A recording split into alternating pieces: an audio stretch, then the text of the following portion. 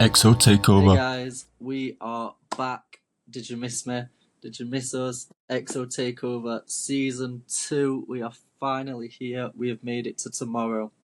And what a better way to kick off the new season with the one, the only, Abel Tesfaye. Now I'm just playing. Oh, I think Abel, yeah, welcome to the show. How you feeling? I'm feeling good. We made it to tomorrow. We made it like 3 days after tomorrow. Maybe tomorrow is still not tomorrow. You know, I Finally don't, I don't know. got the hats to prove it we're as well. we're ready. We've been ready. We've been ready. Yes, So, as this is Season 2, we are taking things up a notch. We've got the new setup. We've love got the it. better quality videos. We listened. We've learned. We're getting it Amen. sorted. And obviously, Hurry Up Tomorrow is here. So we have got brand new questions to ask the special guest every Sunday for the next 10 weeks. You've got 10 weeks of us this time. That's So, amazing. Ooh. for those who are new or may not know who you are, do you want to give a bit of an introduction to yourself, Abel? Uh, my name's Abel Hernandez. Yes, really, Abel. I just turned 27 years old. A lot of you guys know me for, a lot of work that I do with Georgia and, a lot of, jumping around. I guess you can see following us, everything going on. But yeah, a lot of you guys know me as, the artist that I just be doing a whole bunch of stuff. I'm always just very creative in any way in which I can work with anybody and yeah, just put out some great stuff. That's just where I'm at. Like I've been a huge fan since, and I'm sure we're gonna get into all of that. We're gonna dive deep into all of that too. But yeah, I've been a fan since 20, I will say 2011, but for sure 2012. And I say that because my first CD I ever bought. All right, we're gonna go straight into it. I know you got questions for me, but just a little throwback. The first CD I ever bought was the Take Care CD, and I know a lot of people are gonna be okay, yeah, but yes, back then, 2012, first CD was the Take Care CD. So obviously went through all that album, but there was somebody in there that kept like grabbing my ear each time, and then it was around that same time that my cousin had put me on to the Weeknd himself. I think I was helping him clean his room one time, and I just remember Gone playing, and it was just this constant, crazy sound. Then the bass came in, and I literally was just like, "What was that? Like, what did I just come across?" And he's like, "You don't know who that is? Like, that's the Weeknd, dude." He was so big on him at the time. Yeah, just the fact that he kind of put me on in that very moment, literally brought us here, is crazy. Is it still, That was is the it still a very, fan? you guys just heard the very beginning to my, to the beginning of all this, basically. The origin. Is your Yeah. cousin still a fan? Is your cousin still a fan?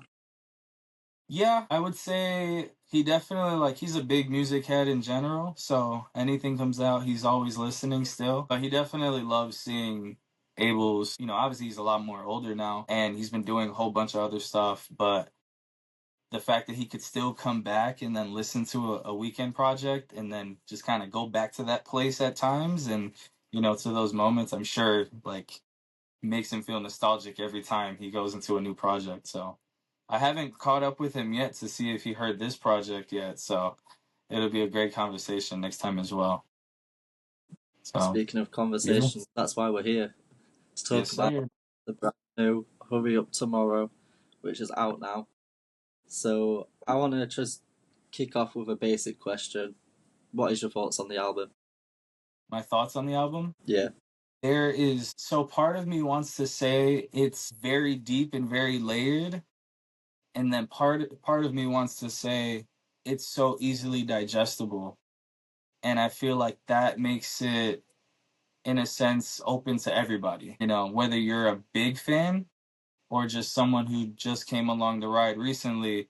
you know it was so deep in the sense that where if you've been around for a while, you probably picked up on everything. You've probably picked up on all the little samples and the little tweaks and sounds that you're like, yo, that was some old stuff right there. That was old trilogy, or that was from this time.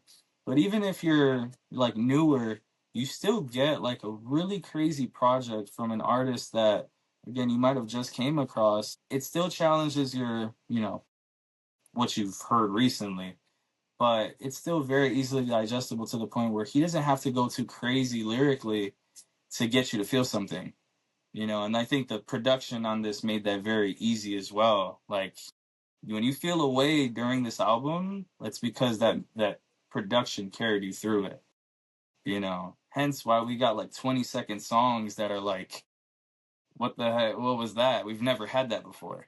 Songs in between an album that are literally seconds.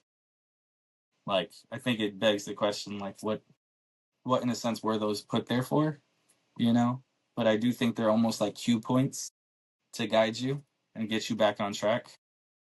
So, yeah, all in all, this project to me has been incredible. And with every listen, you just peel layer by layer. And I'm like, okay, now I really get what he meant when he said this. Production off rip is just insane. Like, there's like no other way around it. Like, he had the best of the best on this project, and it didn't disappoint. Like, it's one of those things where like you think there's too many chefs in the kitchen, so something's gonna mess up, and it's just like they all brought like the perfect amount to every track, to the entire project. And then Abel obviously is Abel, so you know. But yeah, all in all, this project's been like so amazing to just uncover. There's so much to it. We have a whole movie as well, so it's like, how much of this ties into that? You know, is the shirt you have on a picture from that movie, as now the rumors are showing? Like, was it part of the movie the whole time? So it's pretty amazing to see this thing like unfolding. And I think it's definitely just makes this whole thing more fun, because we thought getting the album was tomorrow. We thought getting the album was it, but it's like there still feels like there's some more there. That's literally little by little, every day, every week, moving forward, we're still gonna get stuff. But yeah. So, how would you describe? I feel like you already may have, but how would you describe the overall vibe of Hurry Up Tomorrow? Overall vibe of Hurry Up Tomorrow. That's the thing. It's like with certain albums, I think you can feel the theme very clearly. And I feel like with this album, he's making a choice. He's making a very big decision with the album. And I think we've all come to terms that he's on a spiritual journey of some sort, and he's trying to make the right decisions at the end of the day. And I feel like that's what this album does to you, is it doesn't sound very clear cut to the sense where, this is the sound. It sounds like it's this, and then it's this, and then it's this. So it's very confusing in a good way. It's conceptually, it's how do you create a project that has a lot of this and make it sound good, and then wrap it up with a bow at the end, But overall, the vibe, I just think that when we get towards the highs of the album, we're high. And then when we get low, there's like some really dark lows, and they seem very honest. Like, they seem very clear cut, and just like, they're not crazy, I would say, lyrically. Like, he says it in a certain way that's, crazy, but I just feel like it's so much more vulnerable, so much more blunt, and just clear. And this is what I'm going through, and this is what it is. There's no other way around it. I'm just letting you guys know. So overall, it's just very clear cut, and when it's high, it's high. When it's low, it's low. Yeah, very deep. So, would you agree that if I said that the main central theme of the album is growth and acceptance, would you agree with that? I would say, yeah. I very much think that at this point, you can only go in circles so many times before you stop and realize you've been going in circles, And even with him, I think it's like he's been going in circles, but he's been growing along the way. So it's almost like a spiral going upwards of like, okay, I'm at a new level, but you just did the same thing though.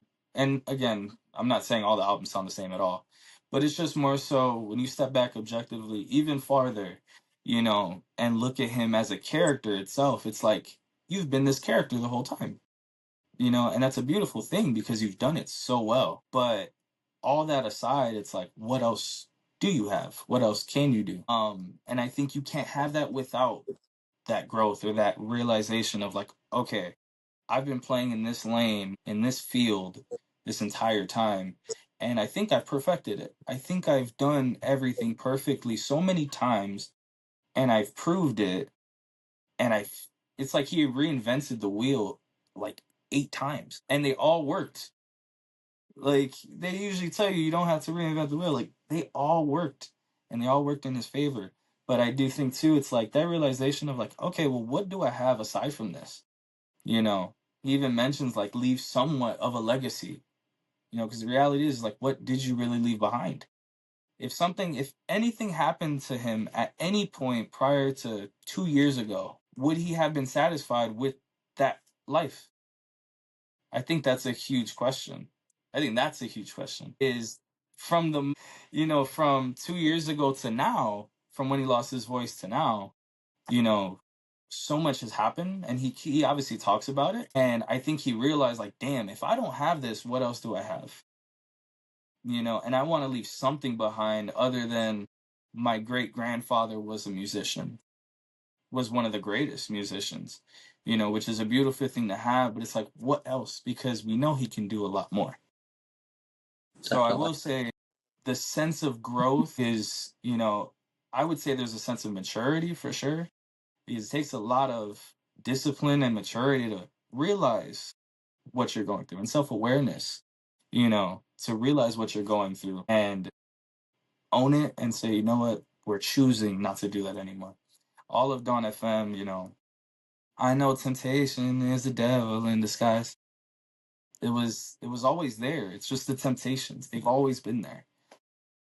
There's always that sense of that the Weeknd is going to be lurking, trying to pull him back.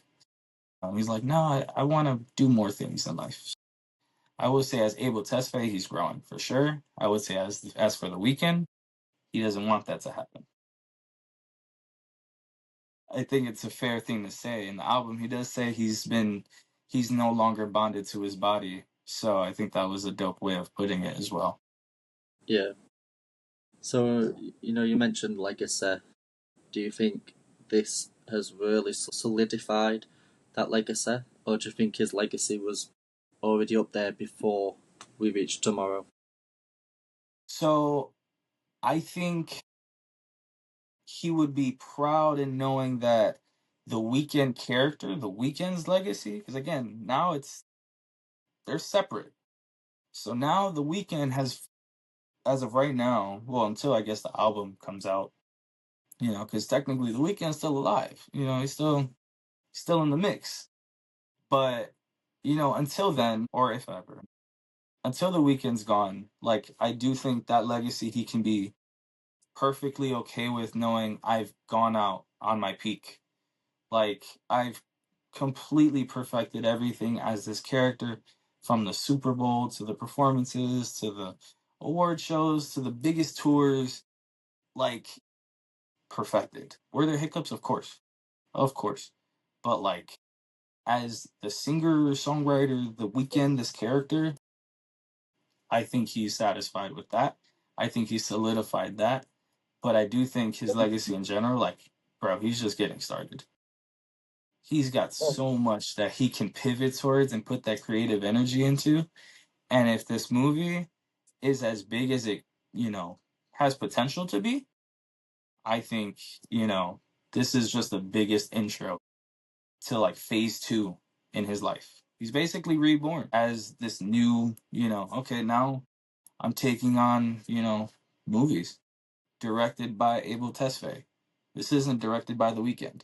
We're not doing that. The Weeknd's over there, but Abel Tesfaye, director, producer, executive producer. So I will say his legacy is solidified as The Weeknd. To answer your question, legacy as The Weeknd, solidified. It's perfected.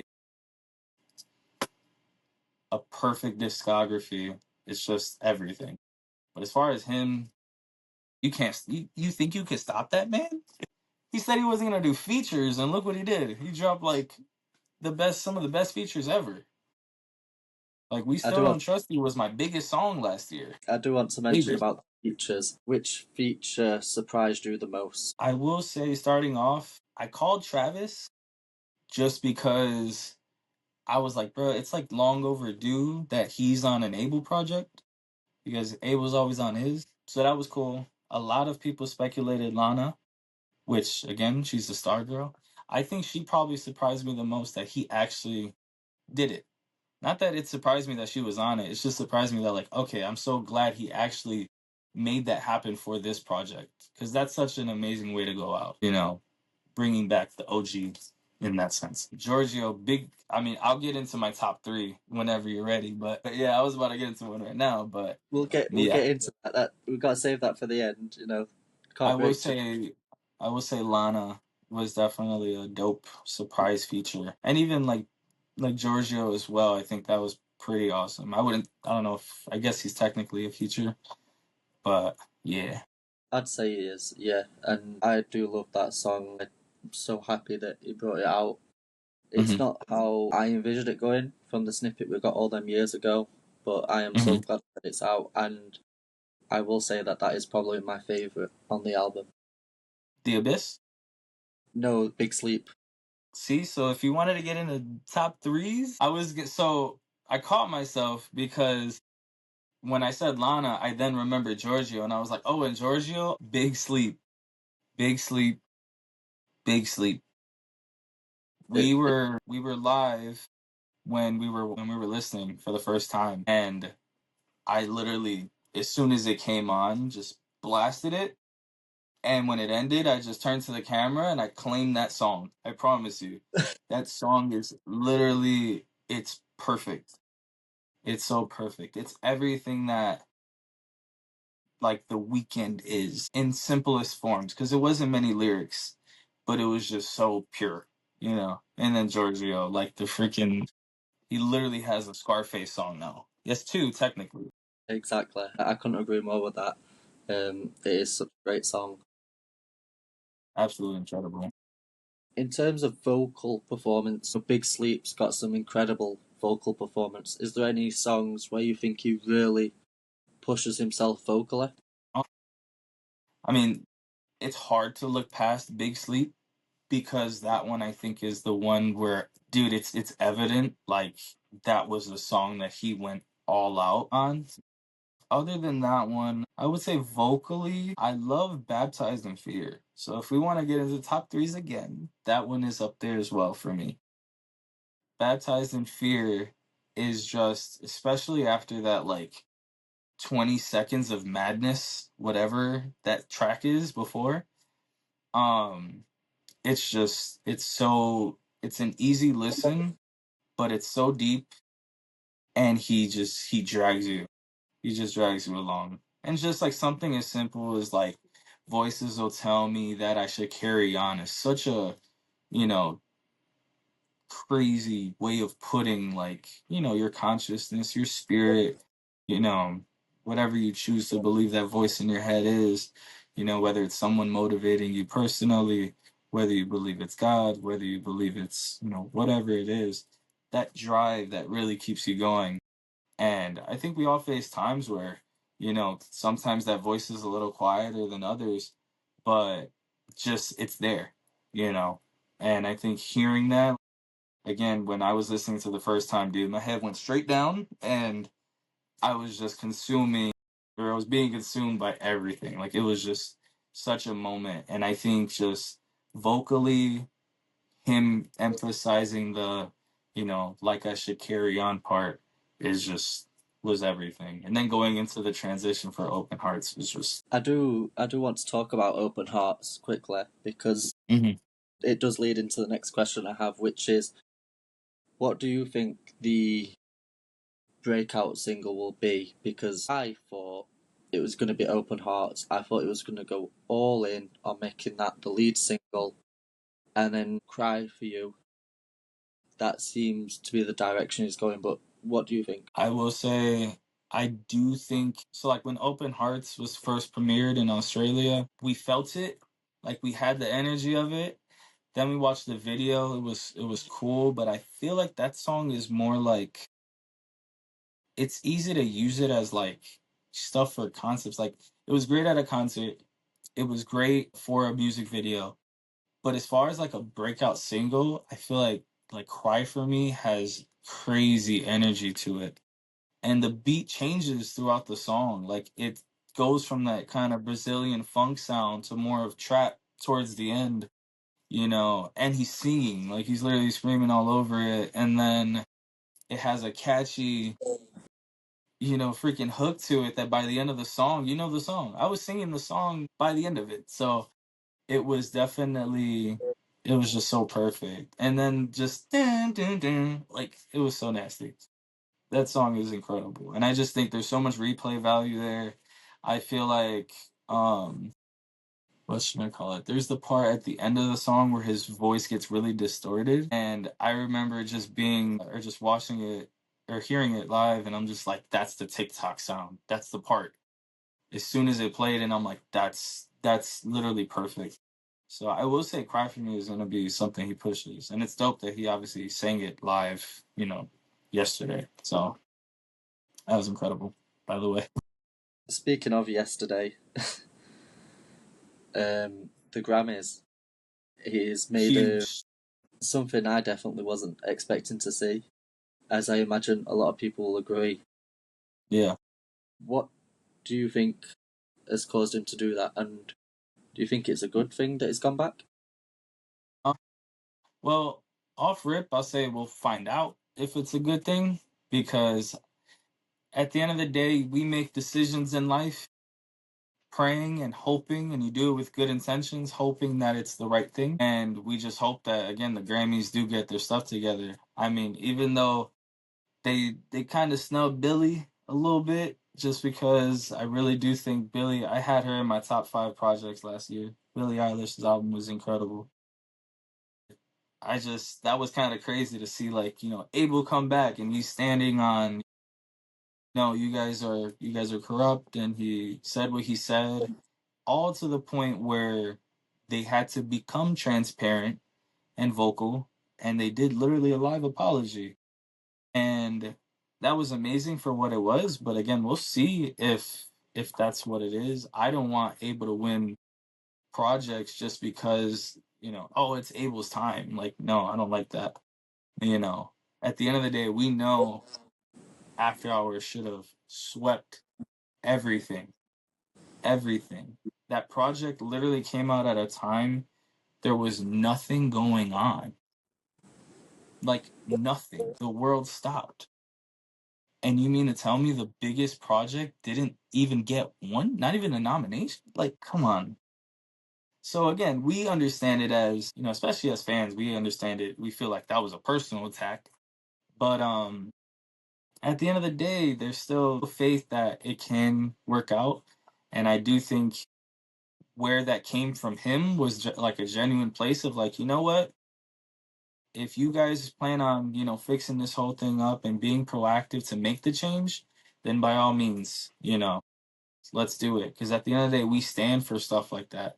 We can't grow and we can't even support Abel technically if he's out here holding grudges. Now, we can't blame him though if the Grammys didn't even try. So True. if the Grammys didn't try, then it's like, okay, you know what, Abel, you're absolutely right. Yeah, There's a lot of people that have been boycotting the Grammys for years. So Abel isn't the first. But it is amazing to see how he really was the one to get them to get their act together. So it was like, hey, he called them out, and that's what it is. A lot of people, they hide behind stuff like that. And I think we knew, like I said, it's different if Abel dropped a project that wasn't all that. But yeah. that wasn't the case. That was the complete opposite of the case. It's Yeah. it's one of those where time will tell. We'll Yeah. see. We'll have to We'll wait find out. and see, and hopefully he gets Yeah. nominated for Hurry Up Tomorrow, but for the right reasons. Exactly. Exactly. For the right reasons and because it makes sense. We don't know what other projects come out this year. And I'm not saying they're gonna obviously blow Abel's out of the water, and I'm not saying Abel's gonna completely defeat him. Like, we don't know. And I do give faith to, I give credit to a lot of other artists for trying. Like, they could try, because this one We is definitely hard. But yeah, we do I know he know wants to earn it. we do know one artist that is dropping this year, and I'm telling you now, Drake. Hmm. If Drake thinks that this album he's got coming out is going to be all that, I'm telling you now, he's got another thing coming. How how how are you going to follow on from Not Like Us getting 5 Grammys? Hurry Up Tomorrow coming out, and then you decide, oh, now is the perfect time to announce I'm dropping an album. Yeah. So I have a couple of things to say on that as well. And to me, it's almost wild that he's also doing a joint album. So it's not even like he took the time to go back in the lab and say, no, like I gotta go get these guys myself. You're dropping a project with somebody else, and the crazy thing is so if it doesn't do well first week, does he blame it on Party Next Door? He will, Does he he will. That's the you know thing. what I'm saying? Like, does he hide behind that?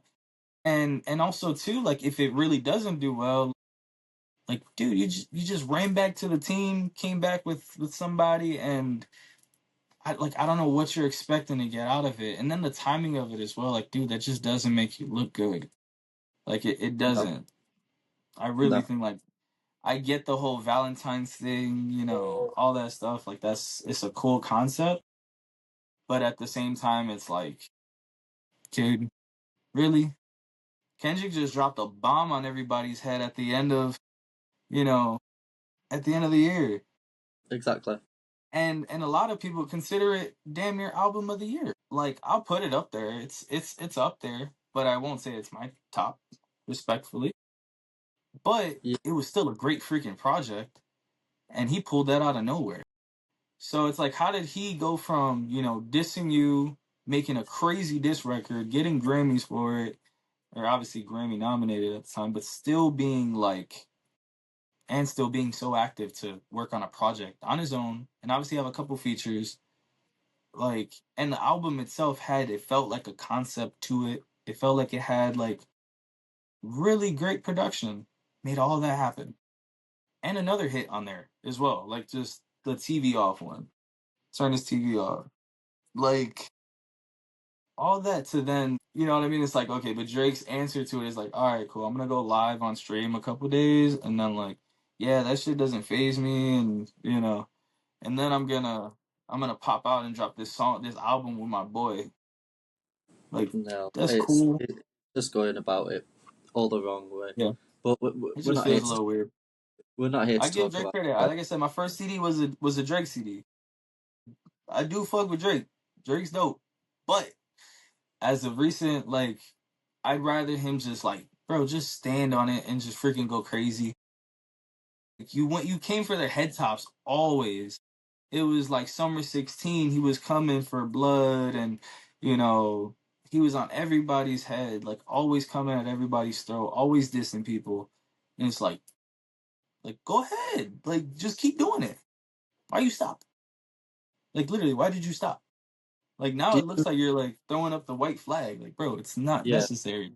Keep going. You never had to stop. Do you Yeah. wish I that don't we know. got an OVO XO collab album, or are you glad it's not happened? Do you think the moment came with I mean, they had the collabs and that's it? I feel like the thing is there's things that I want, and then there's things that there's still room to happen. And it's crazy because, like, I mean, if he got back with the Grammys, you never know. If Abel got back with the Grammys, you never know. But I don't know. I think part of me thinks it's kind of overdue for sure. I think there was a time around maybe 2017, 2018 that they were like, they were popping out at each other's shows. And I was like, oh, okay, cool. This might be the era of the Weeknd and Drake. But I don't know. Maybe it's not matured. Maybe, I don't know. That friendship is just so weird. And if it even is a friendship at this point. Yeah. You know, there's so many ways of looking at it, but a project from them I for sure would have loved. Again, I've been a fan of both of them since the very beginning of both. So I've seen all the eras, I've heard all the eras, I've been through all that, seen both of them on tour like several times. So a project from them would be insane. And I know Abel mentioned before, like, they never got around to it because they didn't want it to seem like Drake and The Weeknd. You know, they didn't Yeah. want it to be that. And obviously, at the time when Drake came out, Drake was like massive. But now, I mean, it's safe to say they're getting to that point where it's both of them. So I think it's just hard too for Abel because it's like, look at how everybody feels towards Drake. He can't be attached to that. He can't. There's no going back on Not Like Us. It's done. You know, and a lot of those relationships, it's really like, you know what? I could be on this side, I could be on that side, or I could just be over here. And I think, as always, he's just going to be over here. Now, considering he was on We Don't Trust You and We Still Don't Trust You, it seems like he picked that side for sure. You know, he is not on Drake's side, that's for sure. But I think moving forward, I think it was a fun moment. I think he had fun. Like, yeah, I'll send some shots. It's cool. But I think moving forward, he's just over that. And we heard him speak his piece on the album a little bit as well. I think there was like lyrics where he was like, "They're mad they may think I sold my soul, or they're mad that I own my soul. They don't think I do, but I do." And I'm like, that's crazy. But yeah. Just real quick before we get into your top five, Hmm. just real quick. Take Care, sorry, not Take Care, Crew Love, The Zone, or Live For. I think I would go Crew Love because Take Care. That was the beginning. And when I say like the beginning, really for like my weekend stuff, I'm pretty sure the first projects I heard him on were Take Care. Fair enough. Pretty sure. So I just remember real quick. I just remember playing that CD and playing Black Ops, like OG Black Ops. And yeah, dude, I was the guy like playing with my headset on, and music was just blasting. You know, I didn't care. It is what it is. Yeah, that was definitely me. And I also had the clean version, and that's how I knew. I don't know if did you know that Abel's on Marvin's Room? Yeah, You knew that? So yeah, literally if you play the clean version, he's on the clean version. So that's where I heard it too. So after the longest time I had no idea. And I was like, oh shit, that was him the whole time. So that I loved hearing him. Literally, Good Ones Go, all that. Dude, all the songs. Yeah, so fair Crew enough. Love. Well, I feel like we've really dove deep into Hurry Up Tomorrow and Drake. I don't know Mhm. how we got there, but we got there. But in Hey, terms because of we're talking about the end and the beginning and the beginning and the end. There you go. That's what we're sure. talking about. But in terms of questions, I think that is it for this week's episode. So I'm going to hand it over to you, and in Hmm. traditional style, ask you for your top five and why. My top five in general, or Hurry Up Tomorrow? In general, EXO In songs. general. Top five in general. My goodness, it's so crazy. First one that comes ahead is "We Still Don't Trust You." I don't like that's how you know it's a crazy feature. That feature is insane. Top five adaptation, As You Are. Next, Got two more. Don't Break My Heart. Last one. Last one. This is always the hardest one. Always the hardest one. Next, Faith. Duh. Crazy. Yeah, Faith. Yeah, top five. That's obviously so hard. So Yeah, so so well, hard. that's why we ask it at the end. No, for sure. That's insane. But it's amazing to like obviously look back on those tracks and think of everything now. If I had to add one, an honorable mention from Hurry Up Tomorrow, definitely Big Sleep. And that's just off pure just Abel being able. Yeah, when we saw him in Australia, that he sang like no other, dude. Like I've seen him so many times and that was just like so crazy. So I'm very excited for tour. Obviously tour has been announced. So Yes. very excited for that. You gonna come down? The only issue I have is trying to get a ticket. Okay.